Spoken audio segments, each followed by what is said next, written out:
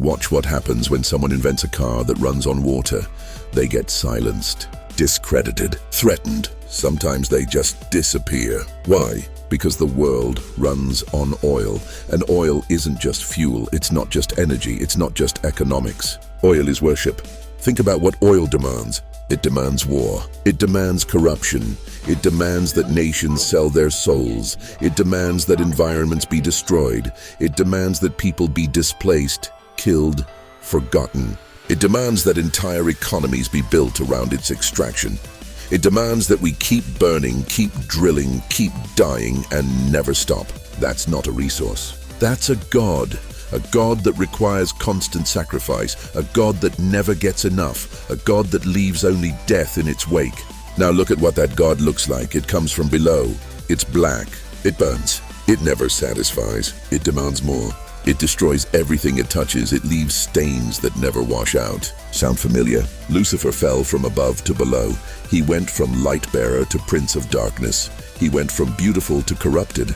He went from life-giving to death-dealing. He went from serving to demanding. He went from receiving to grasping. And now he has a throne, and that throne runs on oil. The world runs on his oil because the world runs on him. Every war over a pipeline is a sacrifice to him. Every government corrupted by oil money bows to him.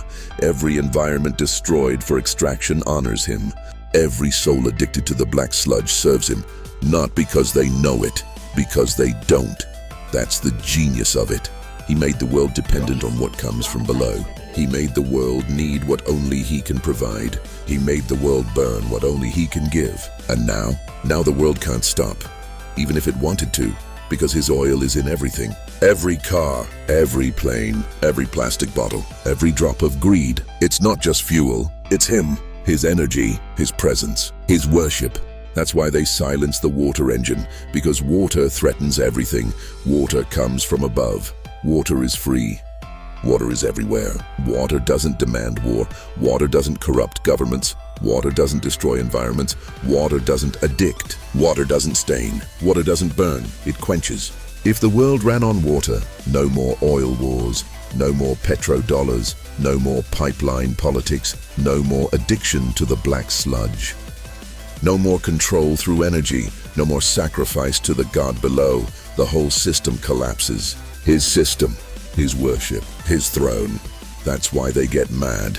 Not because water engines are impossible, because they're dangerous. Dangerous to the one who rules through oil.